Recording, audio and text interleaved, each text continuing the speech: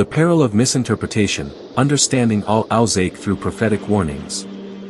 The Quran, as the eternal word of Allah, contains verses of two distinct natures, those that are clear and foundational, muhkamat, and those that are open to interpretation, mutashabihat. This distinction is not accidental but serves as a divine test for humanity. A profound hadith narrated by Aisha, R.A., and recorded in both Sahih al-Bukhari and Sahih Muslim reveals the dangerous tendency of certain people to exploit this reality. The Prophet Muhammad, peace be upon him, explained how those with deviation in their hearts, al-Zigh, deliberately focus on ambiguous verses to sow confusion and justify their misguided beliefs. This phenomenon represents one of the most insidious threats to Islamic orthodoxy, as it uses the Quran itself to undermine the Quran's message.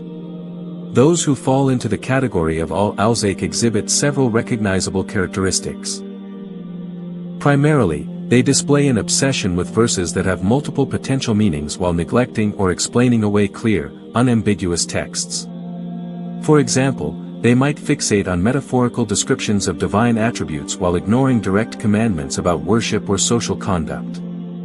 Historically, groups like the Mu'tazila employed this approach to deny Allah's eternal speech, leading to significant theological turmoil during the Abbasid era.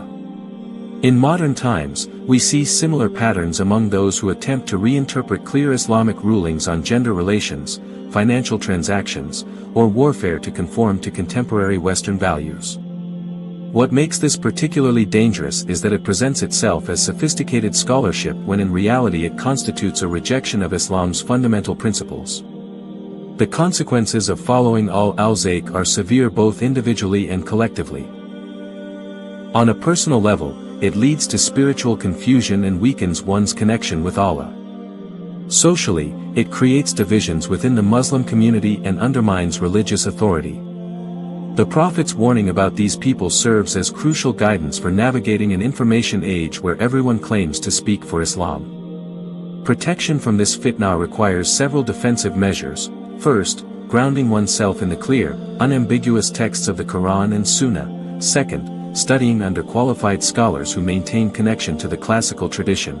And third, developing the humility to accept that some matters of faith transcend human comprehension. Allah in His wisdom has provided the solution within the same verse that describes the problem. After mentioning those who follow ambiguous verses seeking misguidance, He states that the firmly grounded in knowledge affirm their belief in all of revelation. This presents the antidote to the poison of al-Zigh. Complete submission to Allah's wisdom, recognizing that apparent contradictions in revelation only exist from our limited human perspective.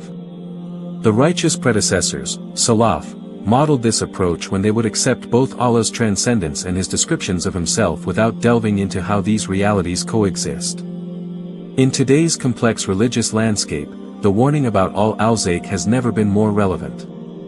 With various groups claiming to represent true Islam while promoting interpretations alien to the tradition, Muslims must exercise extreme caution. The test of ambiguous verses separates those content with submission from those insisting on making Islam conform to their intellect or desires.